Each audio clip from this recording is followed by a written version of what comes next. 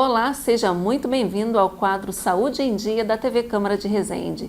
Estamos no Abril Azul e hoje vamos falar sobre um tema de extrema importância para a inclusão, o acolhimento e o entendimento, que é o transtorno do espectro autista. E para isso convidamos a neuropsicóloga doutora Gisele Correia, especialista em desenvolvimento infantil e saúde mental, que vai nos ajudar a melhor compreensão desse tema.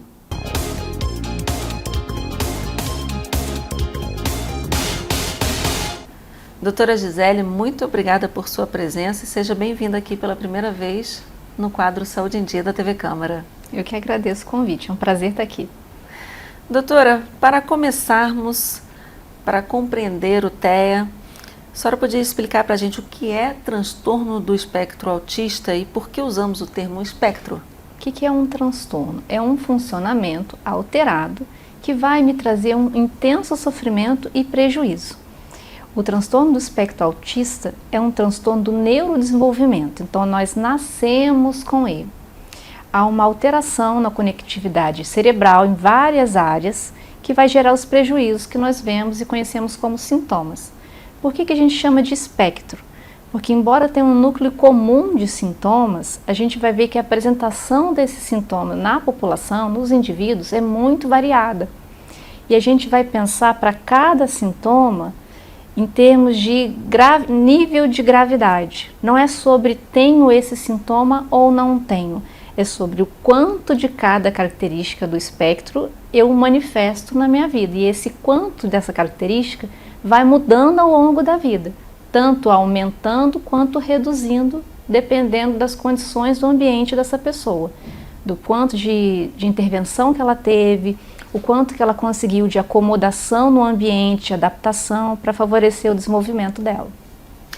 E falando de primeira infância, doutora, quais são os primeiros sinais que pais e responsáveis devem observar nas crianças e qual a importância desse diagnóstico precoce? A importância do diagnóstico precoce é que, como o autismo é uma alteração na conectividade cerebral, ele vai aprender os comportamentos de forma diferente de quem tem um desenvolvimento típico. Então, quanto mais cedo nós descobrimos o transtorno e começamos com as intervenções corretas, a gente aproveita o que a gente chama de janela de oportunidade, que é o tempo ali que a gente espera, que é o natural, para que cada habilidade se desenvolva, né? Tem um tempo para falar, um tempo para se locomover, para desenvolver a maturidade ali, motora, tem um tempo para cada habilidade humana. Quanto mais cedo eu descubro, mais eu inicio com a intervenção e eu consigo reduzir muitos prejuízos. Para alguma dessas atividades, às vezes eu consigo chegar no nível de desenvolvimento tal qual seria o esperado para a idade. Isso não significa cura do transtorno, mas eu reduzo muito e ganho funcionalidade. Os primeiros sinais, o que eu vejo que é mais preocupante na clínica, que a gente demora mais para diagnosticar, é quando a gente tem uma criança muito quietinha. Muitas vezes é mais fácil fazer o diagnóstico quando a criança tem uma alteração mais grave de comportamento, quase sempre que cursa com mais agressividade, com mais agitação. As crianças mais quietinhas, como elas são fáceis de lidar, se deixa no cantinho, ela fica, tudo ela aceita, reclama muito pouco. Todo mundo se acomoda com a criança e acha lindo, acha até que é um sinal de educação. E algumas vezes, na verdade, a gente tem um transtorno sério desenrolando ali que a gente não consegue ver. Muitas vezes é confundido com timidez. Ele é muito bonzinho, ela é muito boazinha, só é muito tímida. Às vezes o que a gente chama de timidez, às vezes essa criança muito boazinha ou a criança preguiçosa, na verdade ela esconde sérios déficits que a gente precisa detectar para poder começar a intervenção correta. Uma criança que a gente chama um bebezinho, a gente vê muito preguiçosa, muitas vezes ela tem dificuldade no tônus muscular, ela não tem força para pegar as coisas, para fazer um movimento. Às vezes ela tem uma dificuldade associada a isso de planejamento motor. Então ela custa para aprender o que ela tem que fazer com a mãozinha para agarrar os objetos. Então você deixa ela paradinha, ela fica lá, estatelada, bonitinha. E é um amor, porque a gente vive numa correria, fica fácil de cuidar dessa criança. Algumas quase não choram. Então é uma bênção. não incomoda, mas isso não é o normal, né? Então, a criança preguiçosa, a criança muito quietinha, a criança excessivamente tímida, independente da idade, a gente precisa buscar uma avaliação, porque isso é um sinal que é muito desmerecido, assim, passado como coisa bobinha e que geralmente tem um sinal de alguma coisa ali que precisa ser tratada. Sobre inclusão, rotina e escola. Sabemos que o ambiente escolar é um grande desafio para muitas famílias. Como a escola ela pode ser mais acolhedora e adaptada para crianças com TEA? Uma escola acolhedora é uma escola que investe na formação, na capacitação dos seus funcionários. Especialmente relacionado ao autismo, como tem um aumento da informação, né, nas mídias, graças a Deus, às vezes a gente cai no engano de achar que a gente conhece o que é o autismo. E como é um quadro que cursa com sintomas muito diversos na pessoa, são os mesmos sintomas, mas as apresentações são muito diferentes, né? A gente precisa ter formação para a gente saber como que lida com a criança.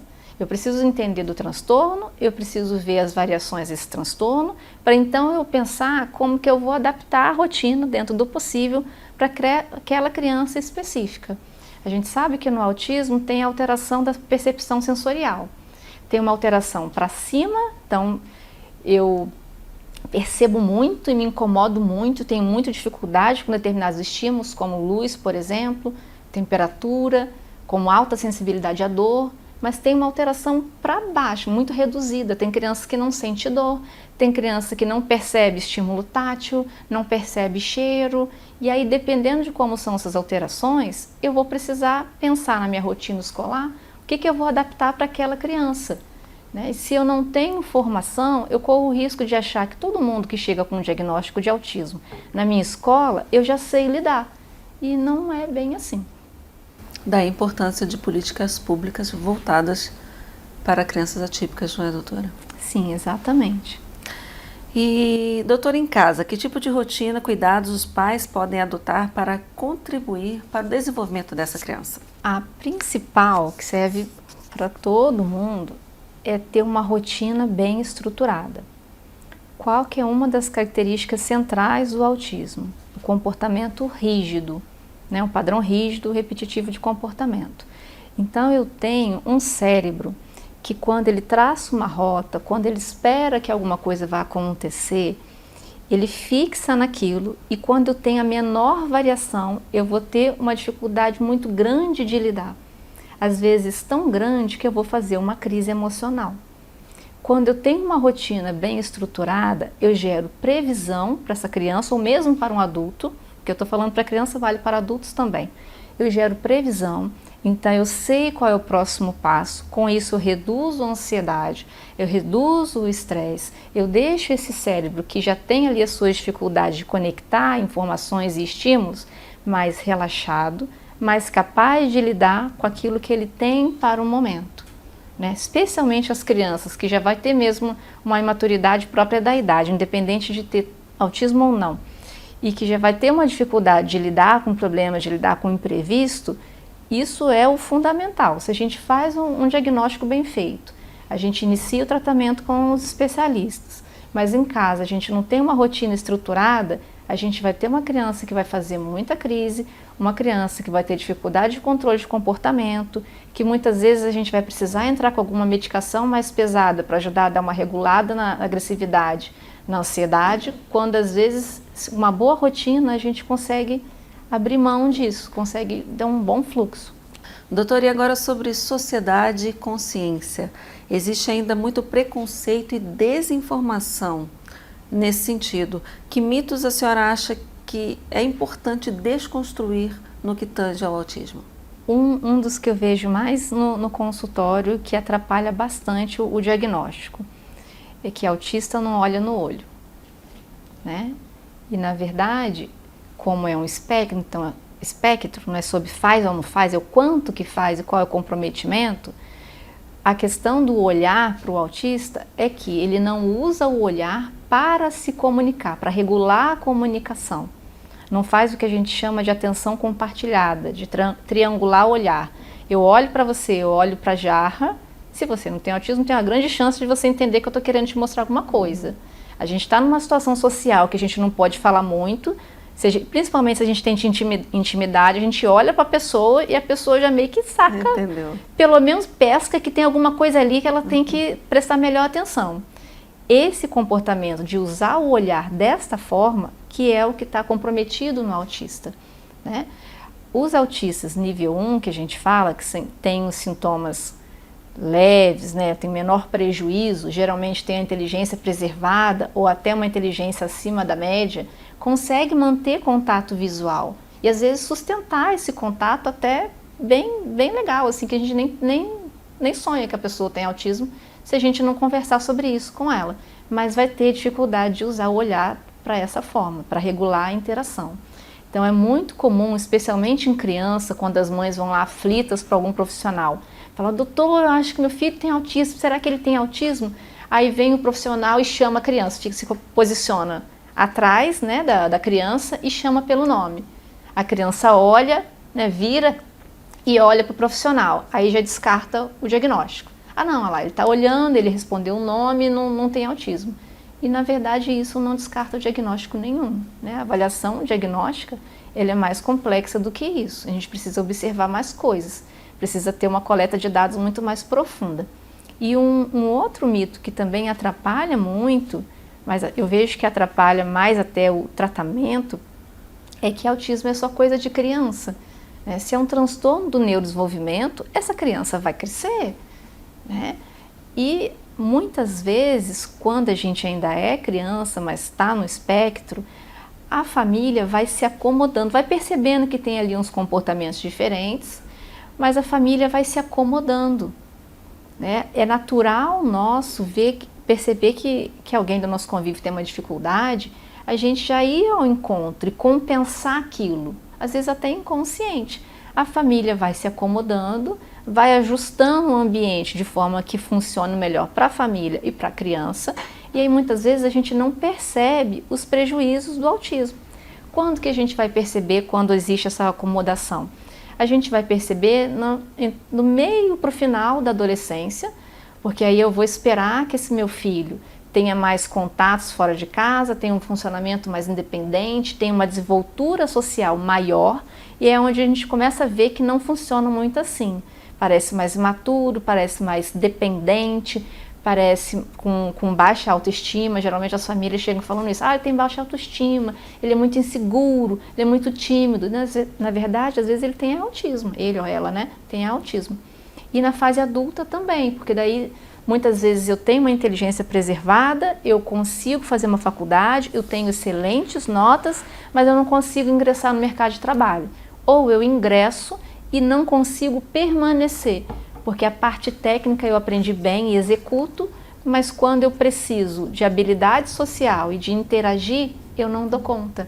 E aí muitas vezes essa pessoa entra em crise, geralmente transtorno de ansiedade, depressão, vem para o tratamento, vem buscar um diagnóstico, e aí a gente começa a investigar melhor e descobre que muitas vezes por trás dessa dificuldade mais aparente, a gente tinha um quadro ali que não foi identificado. Muitas vezes não foi identificado porque a gente ainda fica com essa ideia de que autismo é só coisa de criança. Infelizmente, a gente está chegando ao final da nossa entrevista. De antemão, já te agradeço. E para a gente encerrar, doutora, gostaria de deixar uma mensagem até de reflexão mesmo para a população, algo que queira falar para o nosso público que está nos assistindo. Quero falar especialmente para as mães, né? Eu sou mãe de uma criança autista, e o que eu ouvi no diagnóstico do meu filho, o que eu mais ouço no consultório das famílias que eu atendo, né, das mães, é que alguns profissionais não acreditam quando a gente vai em busca de um diagnóstico. Não acredita quando a gente diz, doutor, eu estou vendo um negócio estranho no meu filho, eu acho que ele pode ter autismo. Quero falar para você, mãe, que você confie no seu instinto. Né? O profissional pode entender muito do que ele estudou, a gente espera isso. Mas quem entende do filho é a mãe. Né? Então confie no seu instinto. E se você encontrou um profissional que não te deu a devida atenção, que não fez uma investigação detalhada, com calma da sua queixa, que você não desista e procure um outro profissional. Tem pesquisas que falam que a primeira pessoa a desconfiar do diagnóstico do filho é a mãe. Quando a mãe, né, cisma, muitas vezes a gente ouve, tá cismada, a mãe é muito ansiosa, que mãe que não é, né? Quando a mãe cisma que o filho possa ter algum transtorno, normalmente alguma coisa essa criança tem. Ela pode até errar o diagnóstico se ela não for profissional de saúde, mas alguma coisa essa criança tem. Então confie no seu instinto e busque outro profissional que possa te dar a atenção devida. Doutora Gisele, muito obrigada mais uma vez por sua presença aqui no quadro Saúde em Dia da TV Câmara e por essa conversa tão esclarecedora. E a você que nos assiste, lembre-se, compreender é o primeiro passo para incluir. O quadro Saúde em Dia vai ficando por aqui, mas você pode acompanhar tudo o que acontece na Casa Legislativa através das nossas redes sociais, Instagram, Facebook e YouTube. O endereço está aparecendo para você aí na tela. TV Câmara de Resende, transparência e informação ao seu alcance.